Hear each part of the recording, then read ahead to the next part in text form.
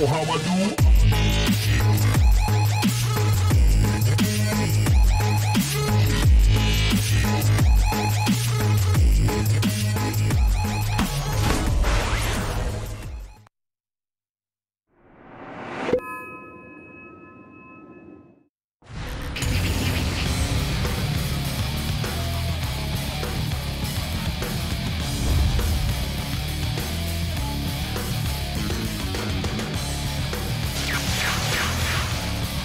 Let's get cracking!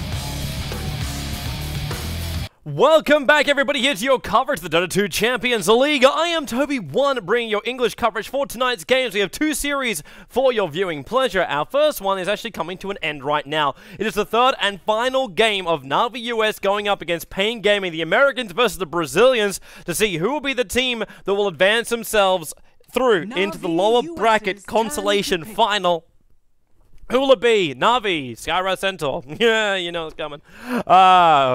It could be either of these teams, really. Na'Vi US, they kind of really just lost to an overpowered Terrorblade in game number 1. And in game number 2, it ended up being a bit more of a bloodbath, but there was one major mistake fight from Pain Gaming, and after that point, Na'Vi US never dropped the momentum. They just kept rolling with it. And they're going to try and use his Faceless Void again to give him that kind of momentum. Instead of going for the Centaur pickup, might be a little bit concerned about what the Bat Rider is going to do to them on that one. The Brewmaster pickup by Pain Gaming. Radiant team. There's a lot of confidence to do that into a Skywrath and a Faceless Void. Two heroes very, very adept at controlling that Brewmaster before he's capable of splitting. So I'm interested to see just how effective this Brewmaster is going to be. Obviously, as far as the laning phase goes, it's a wonderful hero. It's an absolutely spectacular hero. But at the same time, there are easier counters up against him. One of the major ones which we've been finding of late is the Venomancer. The Venomancer is a primary hero to go up against the Brewmaster. It's just zone him out. It's just Poison Sting and Plague Wards and consistent DPS coming into him that you've just got nothing to work with. You lose your life points too quickly.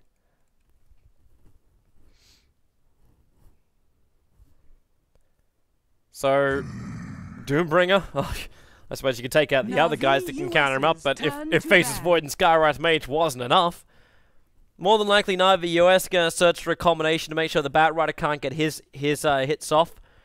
This could happen. I don't know if you want to do it with a Wisp buff up. Like, it's not the greatest savior in the world, but it can work. 10 seconds probably a little bit more difficult to do for Na'Vi US, considering they are using stand-ins, and that hero requires a high level of coordination, but they could go for something more like the Vengeful Spirit. It's just a basic swap ability to pull you out of the lasso. It's also a nice little synergy with the Skywrath Mage. Got good aura. A nice controller over on the Brewmaster. Just to add that magic missile with already long stun duration. But Na'Vi US also showed a bit of a liking for a Jakiro pickup. Because the Jakiro pickup is actually really nice to work with the Faceless Void. But the Skywrath Mage is kind of already there to do that with the Mystic Flare combination with the Chrono early on. A Legion Commander is going to be the ban out by 40R, so maybe a little bit more concerned about a jump in or the ability to actually break free. 10 seconds remaining. And Na'Vi US, their final ban. They could... you'd only look for it like a direct counter. Ember Spirit would actually cause them some problems. Means they couldn't get a kill straight away, which is probably more problematic than almost anything out there. So they just removed that big hero. They took out the Viper as well. Viper's just like a good laner, more than anything else. And a bit of a pain in the ass too for Faceless Void and Skywrath Mage to try and combo kill. Because once you get that mech up and running and 4 points up in Corrosive Skin, you are a very, very tanky kind of character. So Na'Vi US now. 10 seconds remaining. Their third pickup. We should be looking towards some of our lanes right now. You know you got a Bat Rider and a Brewmaster up and running. You don't know what lanes exactly they're going to be running. You could run a Brewmaster in the mid, the Bat Rider off, or Bat Rider safe. And then we find ourselves up against an aggro tri-lane. So just a nice stable off-lane hero. It might actually be the Faceless Void again. We saw it in the last game, so we could just give it a crack again. But that means then you look towards your middle lane. Someone that lanes really well up against the Brewmaster. Good burst damage, good control, can also survive up against the Bat Rider, or they just go straight for their second support. Radiant team. I mean, Earthshaker, not a hero which... it does get picked a lot with the Faceless Void, so I'm not going to say, it's a really left-wing kind of pick. But it's not a hero which perfectly synergizes with the Faceless Void. Because his Fissure has a very easy chance just to completely screw up the Chrono. If it slices that Chrono in half with the Fissure, and Void's on the wrong side, you'll either have to time walk to get to the other side, which normally you won't be doing anyway because you time walked to initiate in. Or you just have to sit there and go, I can't attack my enemy until this Fissure is gone, which is going to be longer than the duration of the Chrono. And now VS gets picked up by Pain Gaming. So they get themselves a good swipe out of the Chrono. So if someone's in real trouble, the VS will just trade places. And this will allow the Brewmaster to move quite freely. It also helps them too with things like Mystic Flare. Or, in fact, Earthshaker Fissures. You get caught on the wrong side of the tracks. I bet the VS dies and the Brewmaster or the Bat Rider. Especially if it's going to be like around the critical timings, be it just before the Blink Daggers are up and running, before BKB arrives for the Bat Rider, these kind of things. Now, Fogged, he's used a lot of his extra time before. In fact, both teams already have. A lot of it comes down. Like, this is their last game in the D2CL for whoever loses this. 5 seconds remaining. He's going to make a choice. 1 second, 0 seconds. It's the Venomancer. So they're going to run the Venom up against the Brewmaster in the mid. This still leaves the Void as a question mark. Potential off lane, but Na'Vi will probably want to wait a little bit longer to see this fourth pickup by Pain Gaming to realize either how strong the support duo is going to be, to see if a Faceless Void on an off lane is possible. Right now it is, if it's just a Vengeful Spirit, and if they pick up like a jungle hero, it's even more possible. And if it's not, then they might just pull the Void towards the safe lane and run someone else on that off lane. Should also flag to Pain Gaming as well that they may not want to run that Brewmaster in the mid.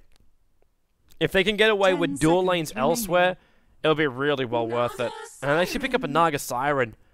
Again, not a great hero that works up against the Venomancer.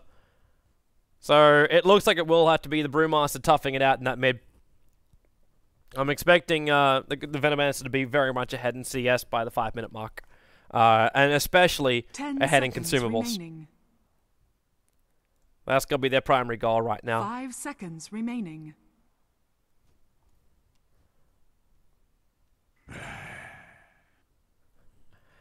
So the Ancient Apparition, the final ban out by Na'Vi US. They do have a lot of fragile heroes. And Naga Siren would help to set up for it, but with this kind of lineup, I actually would have looked more at a disruptor for Pain Gaming. One of those heroes just to give you that proper silence, the wall up and running. The Tide Hunter will be the last ban out by Pain Gaming, thinking that that's actually going to be a safe lane Faceless Void, as opposed to the off laner. I suppose there is still a large amount of control coming up from Pain Gaming.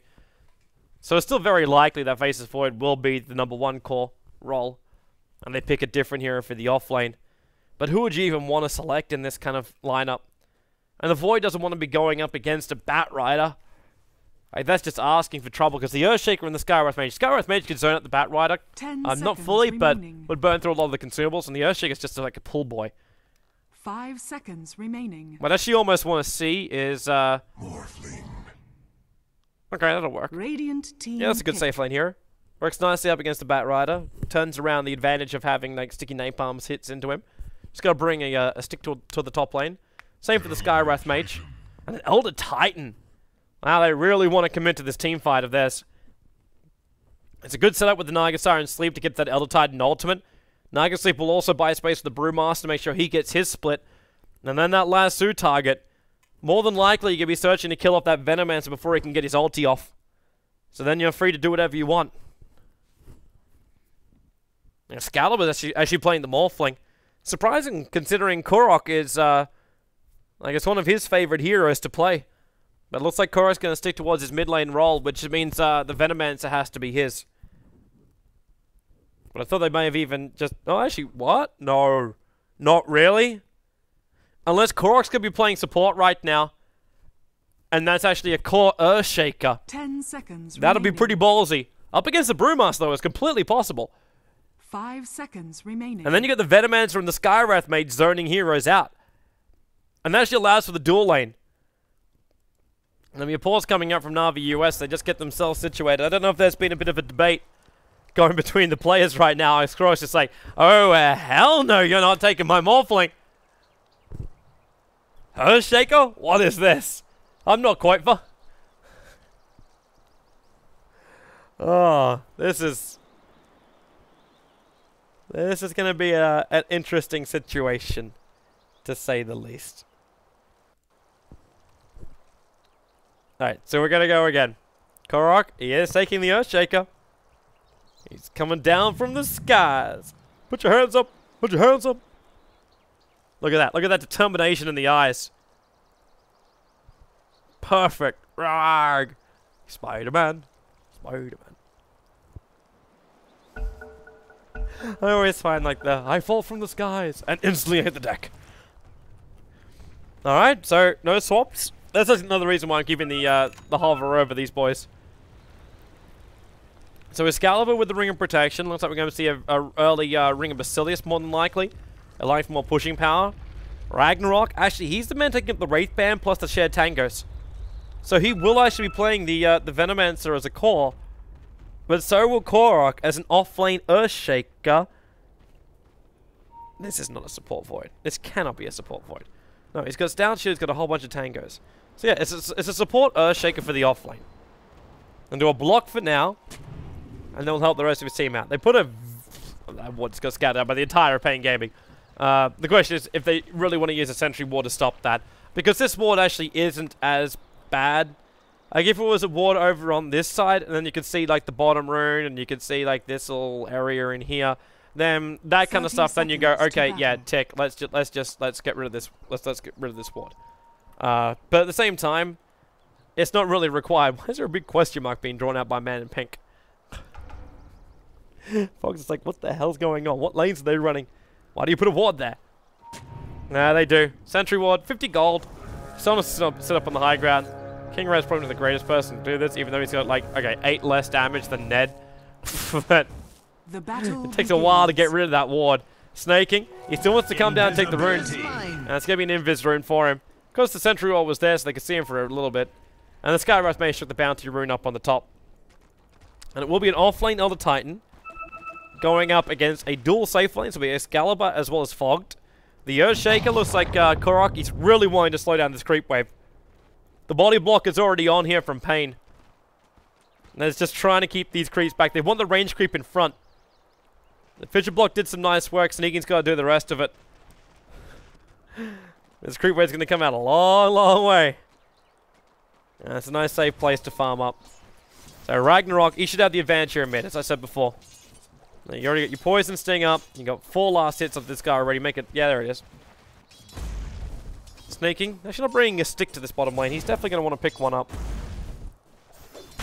Ragnarok actually going in for... Actually a build which we saw from... I think it was actually even Korok that did this yesterday. Or Snaking. You've got 3 stick charge. You've already 3 napalms on you already. Make that 4. Leaves back and just keeps munching on Tangos. But we actually saw this build coming out from... I'm pretty sure it was Korok yesterday. And if she ran a 2-point Gale with a 1-point Sting. And then went to the Plague Wards. So actually wanted the Gale with tick damage. Over having, like, higher levels up in Plague Wards a little bit earlier on. So I'm interested to see if Ragnarok's going to do the same kind of thing here with his lineup. Now, Excalibur is 100% the money, 7 for 6 as far as his CS goes. Really trying to stay on top of those denials and keep that old Titan out of range. And Fogg's also doing a good job with that too. What do we get? 3rd point. Not leveled up just yet. He's still trying to get himself to his bottle for now, which hasn't arrived. He's just... Okay, there's... Wait, what else did he just buy? He bought salve and boots. And the ball's going to bring it out. So let him put that next level up. He actually goes 2 points up in Poison Sting. So his direct attack into 40R to push him off the lane. I like how too both these teams are very happy to switch up their roles. Ragnarok in the last game, maybe it's just also just a signature hero for him. He prefers playing the Venomancer. And the same thing for 40R. And then they push him into the mid lane as the Brewmaster, but he played the Drone Ranger in the last game. So moves from number 1 to number 2 position during the matchup. And leaves King Red to play this Bat Rider as a safe laner. Unfortunately for Paul Grant, he was their Bat Rider in the last game, and they won't have much joy with him this game. Snaking. He's got backtrack level 2, but time walk also at level 2, keeping that cooldown a little bit lower, but more importantly, the range higher. So he's able to get himself out of the clutches of that Bat Rider.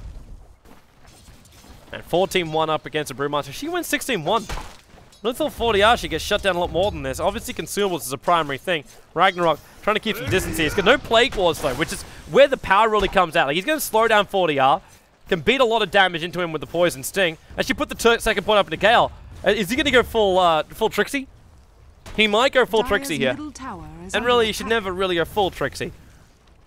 Because full Trixie is going 4-4-0 by level 8. So, not even a level up in your ultimate. You just have pure damage directed towards the enemy. And now he's not. He's going to go 2-2-1. But he will probably wait a little bit longer. And he doesn't need to get the ultimate up. It's his next level. Just level up these Plague Wards until you know you got enough of a mana pool you can support this. And this is probably the reason too why he didn't pick up a bottle. Top lane, the Fissure. It's on the Grant. They got the Seal as well as more orb damage coming in. He is locked here for the moment. There's a Tango charge to get him out of here. Fog, another Arcane Orb is available. He's a little bit too far away from it. And Excalibur couldn't get there in range for the waveform. Now the 4-minute runes will spawn up. A DD rune for sneaking. And it's going to be a bottle charge for Brewmaster with the bounty rune. Now, Ragnarok's already adding more pressure towards his middle lane with the Plague Wards. They're level 1. But as a Brewmaster, you can't bring that down. Like, your damage output, you don't have enough to go around just picking up Plague Wards. King Red, you be careful, man. That's still a DD Faceless Void. Top tower is under attack. Like, sticking Napalm or not, if he leaps you and slows you down, you're taking damage from the tower, you're going to go down. But then again, first blood mist of the day. Used to it. It's going to be Elder Titan dying behind his tier 1 tower. Top tower is under attack. They dove pretty deep for that one too. But now that means also while he's down, they can push in towards the tower, and it's perfect timing too with the catapult available. The damage taken by this tower down to down a third of its life points. Primal split. Is under attack. So wait, they used the Brewmaster Primal Split to initiate. Now Ragnarok's going to get stunned up. By the time the Skywrath Mage gets here, he's not going to have much to work with. The Gale will connect, but then Korok, the Fissure. These Plague Wards are going to be ticking down Ned, and he knows it. So he's trying to get himself a little bit more range here. Skywrath Mage to the neighborhood. The Primal Split's already been used. Ned will TP himself out to base. As the Fissure remains on cooldown a little bit longer. That's definitely a new way of using Primal Split to initiate onto a Venomancer. Now, Korok's going to come again. The Fissure going to block him in. He doesn't have a Totem Stomp. He's got his body block instead, allowing Fog some time to beat into him. And a Plague Ward to go towards the higher ground. Also going to get that slow of an attack directly. And there it is, the Poison Sting. And he even throws the Gale out to ensure the kill. Korok, he's like, no. Goes down. No way to deny me. There's no tick on him anyway. So the Brewmaster will get the gold for it, but no one gets the experience for it.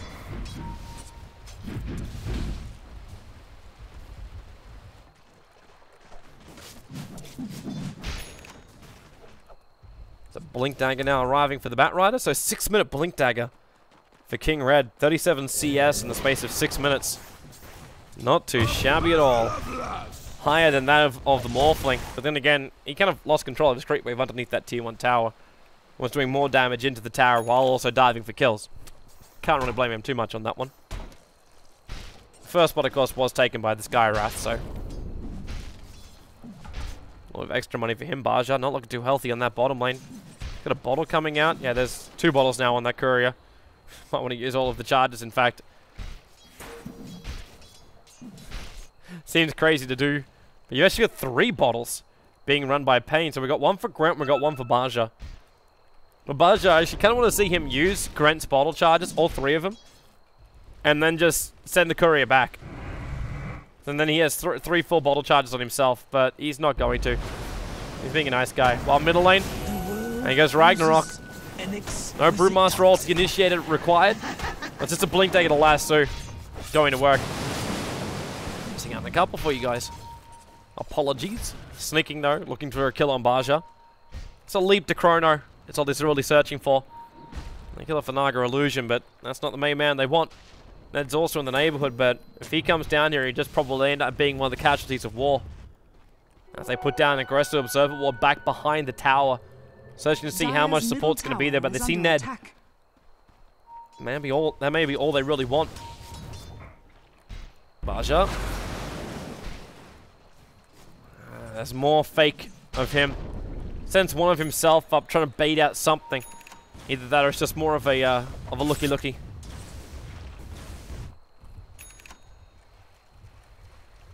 Well, they're not finding their opening. Sneaking just mops up the vision. Just before the Riptide actually went off too. That'll save him. Double damage rune. Korok's going to be babysitting this one. This one belongs to Venomancer now.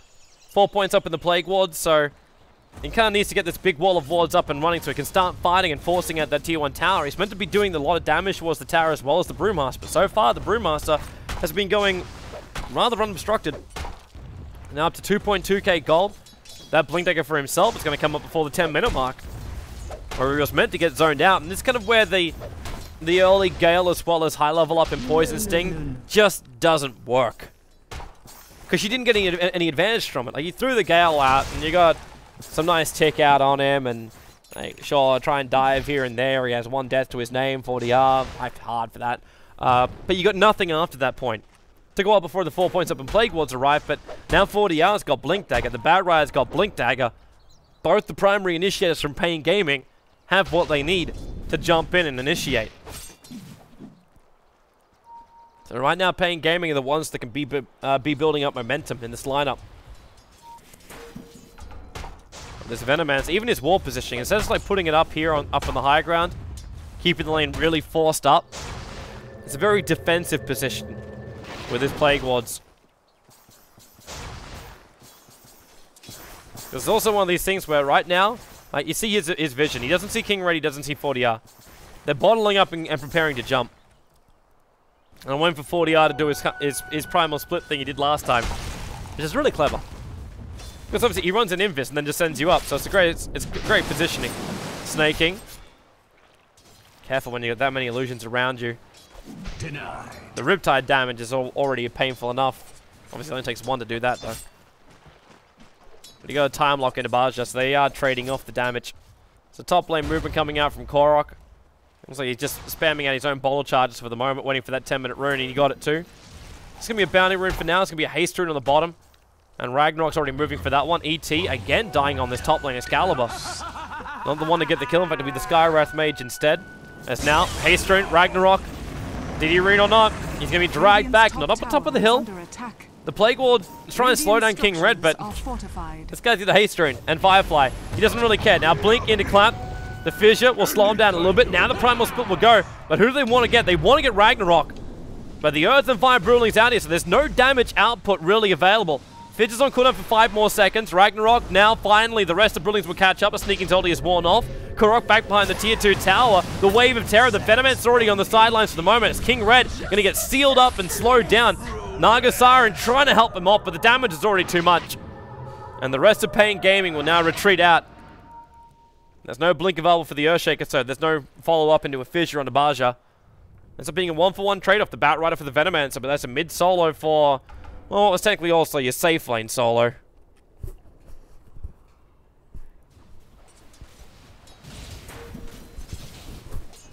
Excalibur, I guess, goes back into his farming. Elder Titan, what are you considering?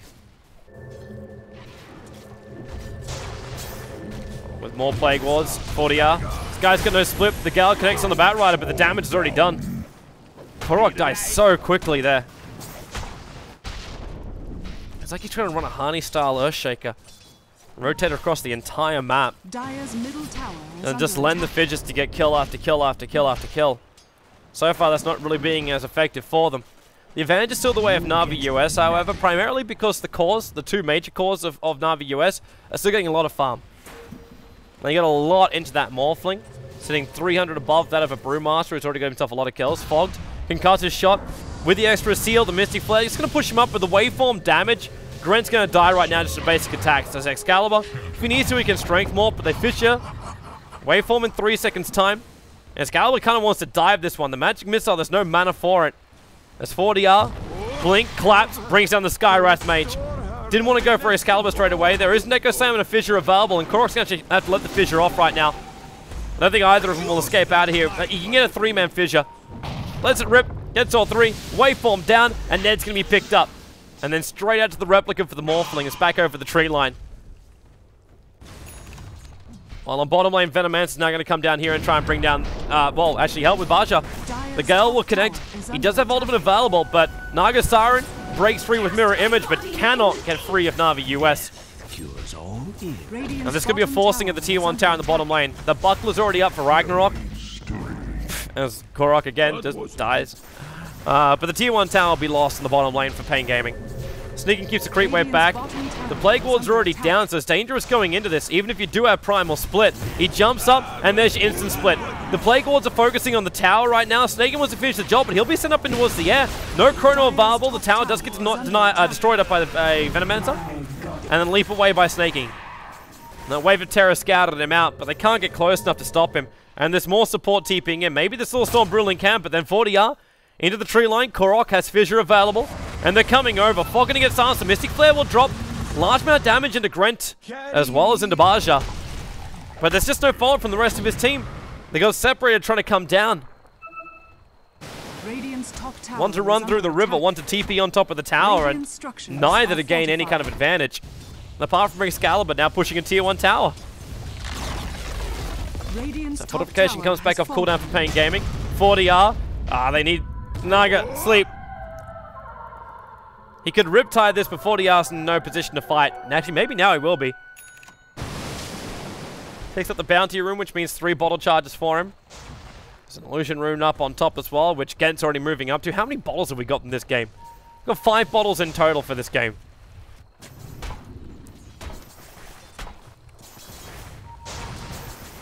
And Ned's going to try and find some farm up in mid, but Korok. Now, the Observer Ward sees him coming from a mile away. There's no way they're going to catch him out there. And they're actually, well, that was a very obvious award. Just the right timing for that kind of award too. 40R comes in. He doesn't have his Primal Split available. No one to stop him from looking for the opening.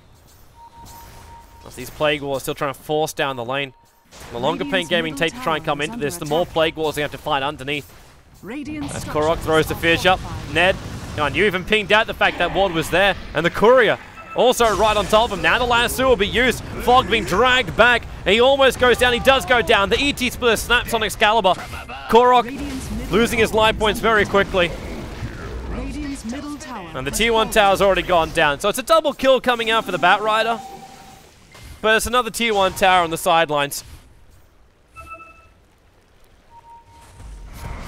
And you still got time, like Morphling's getting more and more farm. That's his full Lincoln Sphere too. 15-minute Lincoln Sphere for Excalibur. I'm still not feeling the magic here from Pain. And their combo is good, but so far they're just trying to get up and do some jump and initiation. So 11 for 8. You'd expect that with a Batrider and a Brewmaster. You expect those kind of kills. Especially when Na'Vi US keep moving the way they are into these engagements. They don't move as 5. They move down as 5, but they don't move together as 5. And that's allowing for a lot more space. This Brewmaster ulti again being triggered. Looks like that might have been the primary reason for it.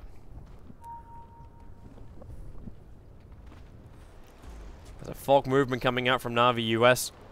Korok got Mystic Flare back off cooldown again. Looks like he's itching to use it on somebody. And they're going to find a target. Ned concussive, seal him. And then, bomb, bomb, bomb. Mystic Flare will take his life points away. Easy, simple snipe out. And this buys more space for Sneaking to farm up on the bottom lane. Picking up more and more money, allowing him to reach that point where Maelstrom will finally be able to dish out some extra damage during the Chronosphere. Excalibur. Even though there were some quite significant changes to E-Blade, we did actually have a shotgun Morphling about a week ago, and I can give a good reference for it. It was insanely effective while sneaking! Yo, man! A lot more than you can chew you have just bitten into. The Faceless Void will go down. King Red was waiting for that perfectly. Just in the tree line, saw him coming. Waited for the leap in. There was no chrono available, so there's no extra control. He just thought he could solo up the hero. And Naga Siren, not that easy to solo, even when she's only got 920 life points. You can't blame him from trying, because the Naga's trying to rush a Radiance. So the life points over on Baja really are quite poor. So he did have a chance of getting that kill. But the chance was not enough. Ends up feeding his own life points away. Morphling still free farming now. Excalibur back up to the top lane. I think Shiga wants to go for another run. Smoke being purchased up by Korok. As Fog's just prepping some Ancient stack. Zelda Titan, how's he looking? So the 4th lowest net worth on the field. But he's got strength treads as well as most of a drum. So considering the start he had in the lane, that's not too bad. And the Bat Rider is kind of making up for it a lot. But he's now going to farm himself up. But you can basically class as a quad stack. With help from Ned, so we can just drag off a little bit of this experience. Waveform away by Excalibur. There's no real commitment from 40R, because he can't. Korok runs up, the Riptide's already gone, and they actually break the smoke. So Baja, he's in the neighborhood. The Fissure, Korok was starting it, Concussive shot. And then the Mystic Flare, Baja, he'll survive through this. 200 life points. The Venomancer Rolly is still going to be coating up most of Pain here. Primarily Ned. The Bat Rider's actually able to get himself away without being affected by that, but the ET splitter kicks in, and now Void gets a good chrono. He got the Naga Siren, he's going to pick her up before that sleep can be used, and then they move into the Elder Titan. The Spirit might come back into him, but the concussive shot, not enough damage. Not enough control, snaking 1 second. He's backtracking a lot of damage, now he leaps up. The Storm Brewling's right behind, they can send him up in towards the air. He triggers the Mask of Madness, now up he goes. The Firefly is underneath him, he's got no extra leap available, so he'll take his fall as well, and Korok, the Fissure, try and buy some extra space. Skyrock Mage might have picked up the Elder Titan, but Korok, he needs more! He's gonna stop available, drops it, can't reach anybody. He's too slow on the turn rate. Now stealing to 40R, no split available, he's been hit by the Gale, and Excalibur jumps back in again, waveforms in front of him, just starts beating down into the Brewmaster, gets one final clap off. Now the Elder Titan did die over towards the side tree line there by the Skywrath Mage. And after that entire fight recap, 4 heroes lost in total from Pain, 2 from Na'Vi US. Overall, you expect, of course, Na'Vi US to come out on top. A lot of experience into all of their heroes, where only 2 heroes from Pain really gained anything, and they want to try and get something more. Excalibur, Liquid Sphere will be triggered, that's using the 4-star, so there's not a big drag back on Excalibur. Magic Missile stun time, trying to Strength Morph, and then waveform himself away, but Ned will swap him straight back in again. And Excalibur, for all the life points, he's trying to morph up. He just does not have enough to survive that. So he goes onto the sidelines for now. Good kill as well. Doesn't really have a lot of reliable gold, but does pick up the Ghost Scepter. Bat Rider's now looking for these all these Invis units, or at least the Observer Warding. Which you have Plague Wards, you don't really care about that as much. There's no Invis heroes. Even if Pain Gaming do have Invis heroes, the second they're revealed, there's a lot of fallout from Na'Vi US. This is just more of a map control kind of thing for them. Knowing that they're not being watched as they move in. Now Brewmaster, blink, clap, splits available. Korok's keeping the stun going though, and then sneaking triggers the ultimate. He'll leap himself in, trying to go on 40R. The swap actually dragging, sneaking out. The Brewmaster split will go. Excalibur makes a copy of himself, goes into the tree line. They won't be chasing after him. But the Bat Rider being sealed up. Fog still with that Mystic Flare available. And this Brewmaster Rolly is doing very, very little. The 5 Brilliants had no time to really connect in. They bring down the Replicate. But now Brewmaster back to his normal self. Fissure, look for an extra time lock. The ET split, they got a split right now. The fly down from sneaking, then the Mystic Flare into Grent. Forcing a little bit further away. Ned looking for a bit of a denial into the Hellbears, but not going to find it. Fog now dominating. The concussive shot flies again, slowing down Grant, not to mention the good time locks out from sneaking. It's Excalibur who picks up the double kill. Got a full team fight recap. No, it actually separates it now. 16-15 on the board. Na'Vi US pushing a big advantage, and they're going to push towards the tier 2 tower as well. That's why Bat Rider is doing as much damage as he can to this tier 1 in the mid. But there's still fortification available for Na'Vi US, as well as for Pain Gaming. But they're coming back, not one step backwards. Korok will farm up this bottom lane. He's so close. He's going to Fissure and Totem Salt to farm up to his Blink Dagger here. And he's going to get it as well. Go into the shop, man. Stop farming. They're not going to come over in time. They're getting rid of the Observer Wall instead, which means they knew they were being watched. There's tier 2 tower on the top lane. The fortification's already been used by Pain. They can go for a denial. The Plague Wars missing their timing. Excalibur, woohoo! Waveforms in to a Replicate out.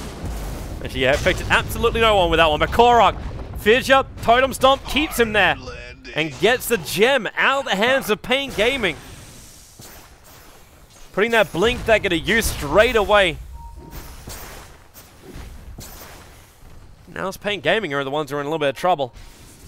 They're going to lose their vision. Yo, Korok, blind, bat, this one right here. He walked past the ward and his teammate actually pinged it out for him. He must have been shopping for something. Nope, that's actually Fogged who was doing the shopping. The man who's currently farming up in mid lane. Now Ned, he is invis here. They want to go on Fogged. He's moving a little bit too close up, which Magic Missile, Clap, Drunken Brawler hit. And that Skywrath Mage dies very, very quickly.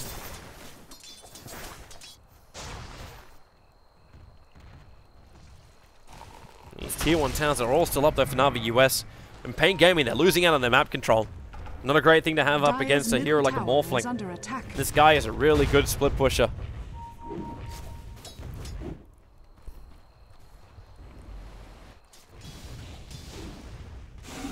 Korok's getting ready to jump in again. Another replicate coming up from Excalibur. Surprised he's not trying to bait with it again like he did in the last fight. That's now 40R. Yeah, Bounty Rune. Ragnarok could have actually used that Plague Ward to deny, but let's say just keeps the tick damage going into 40R. TP's coming towards that mid. Korok also walking in very close. Regeneration Rune save his bottle. Wow, that was a great smoke. Blink out. Korok, Fissure, follow up. He gets a stun over on King Red. He does not have enough space, however, to get away from this. And his teammate, which is nearby snaking, wanted nothing to do with it at all. He's too busy farming up on the top. That's actually a big loss, because they've lost the gem again. Which means now these aggressive observing ward points... his 4-star was on cooldown. Hence he just BTs back to base. But that offensive movement, you weren't really going to gain much from that. You're looking towards the mid lane. Sure, he broke the smoke, but he gave the gem over. Now bottom lane, Baja. That's a bigger pick-off. They're keeping this Radiance really delayed. 25 minutes in now, and it's still not done. They delayed the Relic as long as they possibly could. And now it's getting to a point where it's not just the Radiance that's being delayed, but it's all the Strength items which keep these illusions alive to allow them to do damage during the fight. Now middle lane, are they jumping? Yeah, it's King Red. Korok, too late! You need to Echo Slam straight away. The Blink Dagger's on cooldown. Excalibur didn't get up towards the high ground. The Gallant's off target. They need the Plague Ward to go down instead with that Blink Dagger on the cooldown. Now 40R, there's not enough mana to actually throw out that Mystic Flare, so they couldn't kill him off fast enough, and sneaking. Leap is too far away. The Mage Charge keeps him up. Magic Missile will connect. He actually backtracks the damage from it. And now the E-Blade is available for Excalibur. You'll have to turn and try and fight. The Sneaking's in too much trouble. Leap away. He looks at Ned. E-Blade, Waveform, and Adaptive Strike. Let's get a different style of the combination. Korok, now he's right behind King Red. Totem Stomps will be able to pick up the kills. So DD Rune being picked up by the Brewmaster as well on the bottom lane, but it's Korok who's still chasing this kill. Blink, 2, 1. He's not going to go. Oh! He did, but half a second too late. The ET was already moving pretty fast back to his own base.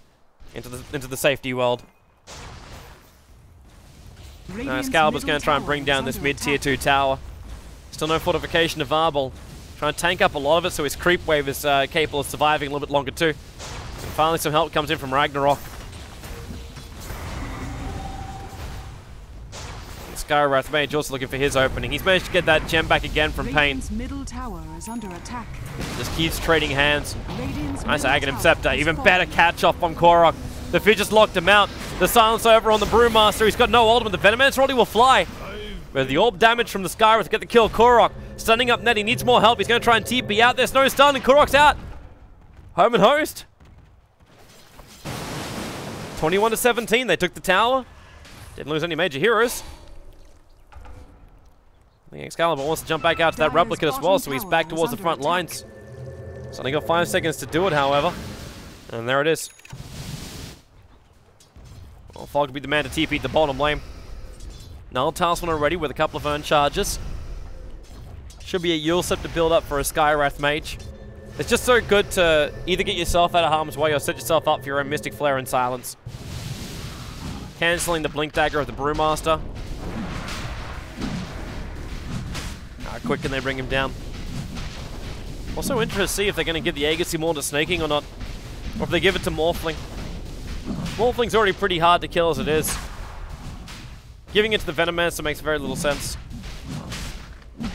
So it's going to be one of these two. Excalibur looks like he's in a position to pick it up. Yeah, he is. And double Arcane Boots at the same time as a regeneration rune. Oh, it's just raining regen right now for Na'Vi US. And because of that gem, they're getting rid of all the vision. And they'll come towards the tier 2 tower in the bottom lane. Still Pain Gaming haven't taken a single tier 1 tower. Fog is defending up the middle lane with just a copy of the Faceless Void.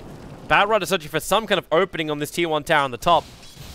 But right now to remove the final outer tower of Pain Gaming for loss of a tier 1 tower, I think they'll be fine with this. Especially after they've already got the Agassi model, because this just allows them to quite freely push up to the high ground. There's actually already TP coming back from Korok. He's going to hide in the tree line for now. He sees 40R, but Korok's got to know this is a trap. And in fact, it will be revealed. Excalibur! There's your combo. He doesn't have Waveform available, but Korok, he's got the Fissure. And now they're jumped in by the Brewmaster. He'll split up Excalibur. Waveform's up, not onto the other side of the tree line, however. Ragnarok. He doesn't want to let the ulti rip, not while Brewmaster's in this current state. Mystic Flare does a little bit of damage to Grant. Now he will just let it go anyway. The Gale attack will hit into the Elder Titan. The Brewmaster still can't kill off Excalibur. Remember, they're doing all of this to pick up the Agassi more. They did kill off the Venomancer. And Fog just trying to run himself away. Excalibur turns back in this fight. The E-Blade, not enough mana for it, but the Echo Slam from Korok. The Clamp from 40R will finally bring down Korok, but he'll lose his life for this. Excalibur back to the Ball of the Living, and he's waiting for him to drop. That's Korok to take the kill. The gem again being picked up. This thing just keeps trading hands. And double buyback? Oh, they're trying to stop Snaking, and Snaking doesn't care. He battles into net. Just take the tower, Snaking. The thing had 43 life points. The Catapult, Cardi. BS will deny it. It still opens at the bottom tower anyway. I don't think right now Na'Vi US are too concerned about that much gold. They're ahead by just over 12,000 experience and over 15,000 in the net worth advantage as well.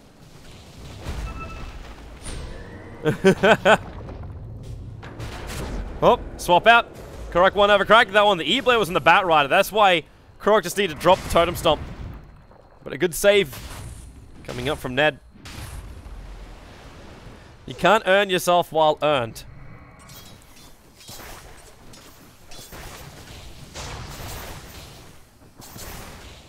I know we're actually talking about that as well, about the earn charge tick. I need to double check with Clairvoyance.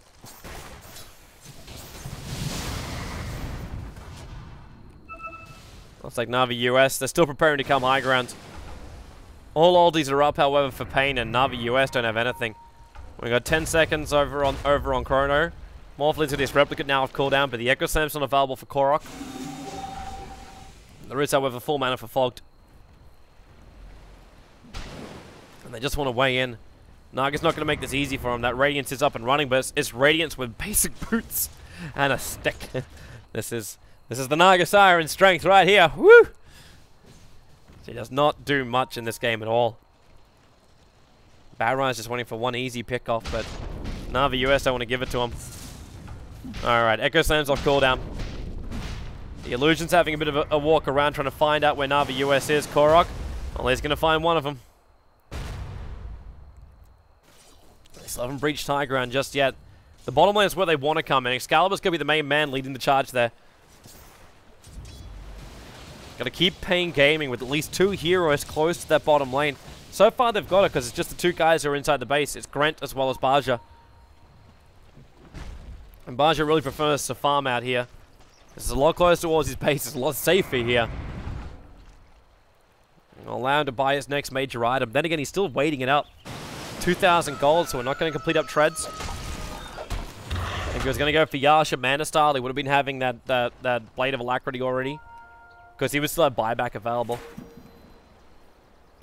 Actually, it could be close. Snaking. Oh, he's going to jump. He's going to commit Chrono as well. Just wants to ensure the kill on this VS. No swaps, no funky business. 40R waiting inside the tree line. He knew he couldn't help out his teammate just then. Blinks a little bit deeper in as well to get away while on bottom lane. As the Yule Scepter set up. Dire's middle tower And then is Korok under attack. jumps in. The Mystic Flare, Baja, 4 staffed away. The Orb is still going to follow him, and it's enough damage with the seal still on him. Korok being dragged back. He does have Echo Slam available. The creep wave's in pretty close, but there's no other heroes nearby him, so there's no point throwing it. They'll lose to 2 here. At the same time, there's 2 for the price of 2. VS and Naga for the Earthshaker Skywrath. And you got Ragnarok back to his farming. Mech Charge as well as Aghanim Scepter. They're waiting for Roshan to appear again.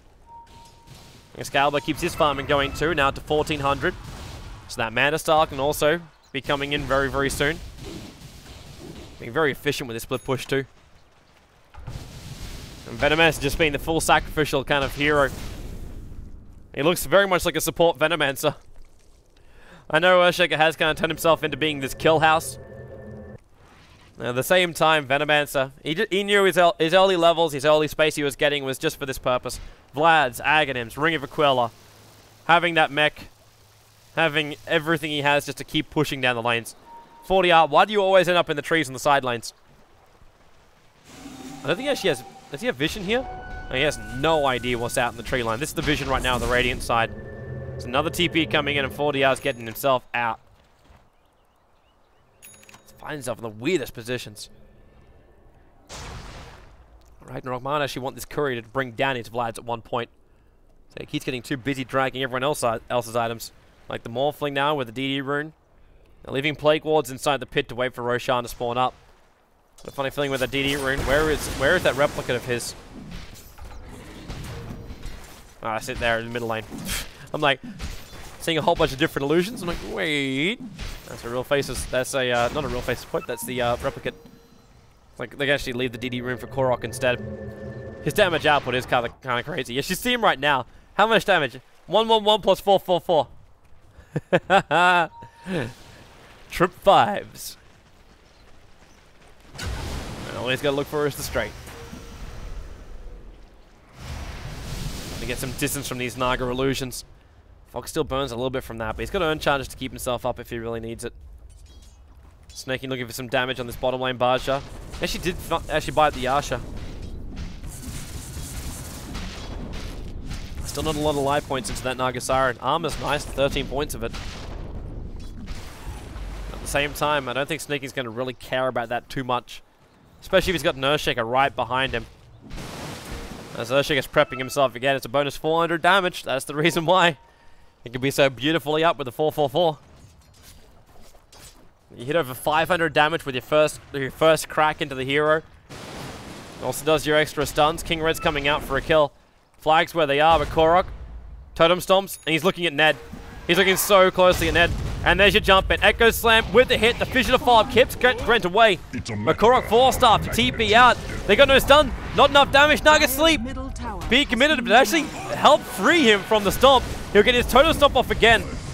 It will still be a 1-for-1 trade-off. I'm not really sure that was worth it, Korok.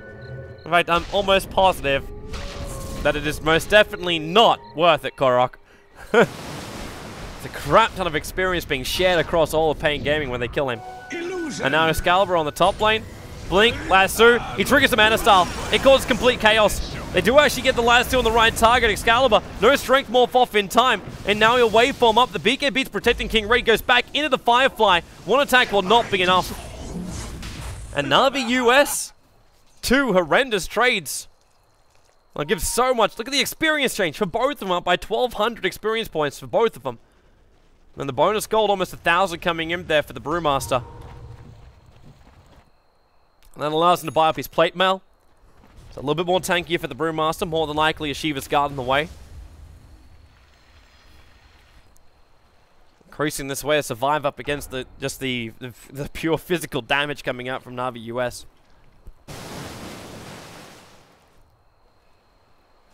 And Na'Vi US, well, they have themselves 30 seconds to prepare for Roshan. Same thing to be said about Pain. And Baja, well, his ulti's going to come off cooldown at just the right time. He's still only a Yasha boy. He did buy the BT, so the split push potential right now, the Naga Siren's getting better and better. And now the US are running out of time. They need to breach these Raxes somewhere. The Aegis Immortal might allow you to do so, but they've got to stop having these silly pickoffs. Now Roshan's up and they can see him. Sneaking would just want to leap himself in there and just farm it up. They're going to leap up to the bottom lane instead. There's too much pressure on the tier 1 tower. They can't just go for Roshan. It's going to be way too obvious. She gets a copy. That's a nice little way of doing it, Excalibur. Take a copy of the Naga or Naga Siren while the Radiance burns up and running. Nice counter push. Double damage rune. Sneaking's going to take that as quick as they can. This Naga Illusion's actually managed to kill off the entire creep wave. And ticking down 4 DR. And keeps going. Drag it back further and further and further. While Na'Vi US solo kill up Roshan. Excalibur can still jump to this illusion if he wanted to. This replicate on 3 life points. It will finally go down. But it's given a lot of momentum to the Na'Vi US lineup. Na'Vi US creep wave on the bottom lane. Gotta keep that English.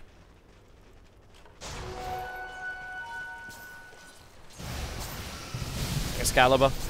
Not so sure about this push. They're coming down middle lane where really all they want to do is just kill off the bottom racks.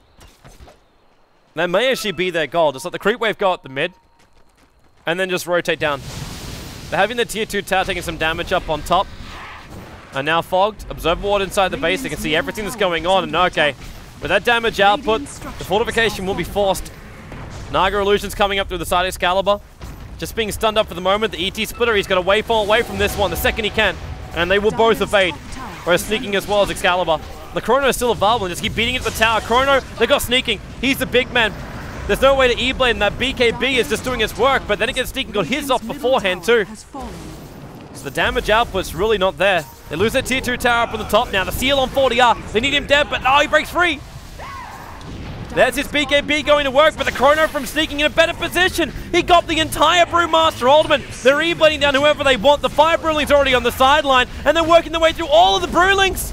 This is disastrous from Pain Gaming. And Excalibur still has Aegis the Immortal. Na'Vi US will come high ground. Trying to beat in the range racks. The buybacks are coming out from the Brewmaster. No split available. His BKB's on cooldown. That's what allowed him to break free of the seal. They're drunken haze over to sneaking. But then the seal, Mystic Flare, off target from Fogged. Excalibur coming back into the engagement. Remember, boys, racks is the goal. At the same time, they don't want to die after these buybacks.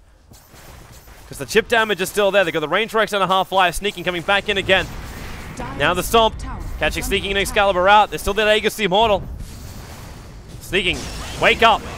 Now he's being dragged back again. His BKB is actually almost on cooldown again. Couldn't leap himself away in time.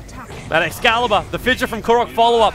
They get the kill on the Brewmaster, down for 100 seconds. The Naga Illusion is being sent up and towards the air. Excalibur, he's already got a replicate of one of them. So they've actually got the Radiance Bird helping them out here, Na'Vi US. King Red blinking himself up towards the high ground. Now the wave in, looking for the bonus attack, and they actually have it with the orb flying through the air. He was able to E-blade it to actually amplify, and Korok, a big Echo Slam. Barjar is down. He'll buy back into it, but the mid-ranks are still going to take a fall. Excalibur stands his ground to keep fighting up. The full mid-ranks is gone. And they will back up a little bit. In fact, they're going to back up the entire way. Not even just a little bit. They got the mid-ranks. They got what they wanted. And up to 5 men to force at the bottom lane now. Because there's no tier 4 tower there. They'll have the advantage of the mid lane. Obviously, the Naga Siren's pretty good at doing the push back again. But they've wasted so much gold over that fight. So the net worth to start to drop for in favor of Na'Vi US. The experience as well, because Pain Gaming just kept throwing their corpses at them. Na'Vi US did lose a couple of their heroes. And because they're advantage for Na'Vi US, these kills are worth a lot more. But not that much. Now even a Scythe of Vice purchased over on Korok. They had another disable. Excalibur can buy a full butterfly and still have buyback. He's TPing back to base right now. What do we got? He buys a BKB instead. Still another 4.1k gold on this guy. But we'll allow him to move a lot more freely in the next engagements. And 3 buybacks from Pain Gaming. The Bat Rider and the VS were the only ones not to use them. And they found an opening. It's King Red. Korok, he's got Hex available. Sneaking. He needed another control ability. Naga Sleep's going to go.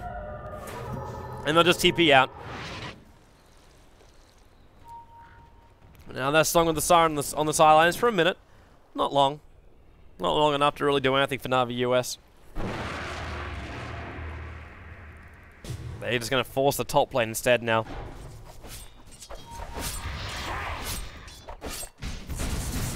And the way Na'Vi they keep doing this the hard way. But they're up here anyway, so may as well. It just means they got another tower to break through, with the faces forward having an assault cuirass. 35 armor over on this guy now. Riptide, negligible effect. Now he's got this up and running. And Excalibur's still waiting to fight. He actually can die, buy back, and buy BTs and return to the fight if they just want to finish this game. Nothing will stop him from doing that. And now, Blink, Lasso, they got Ragnarok. All he wants to do is get this ulti off. He's right in the middle of them. They're going to keep that Hex up.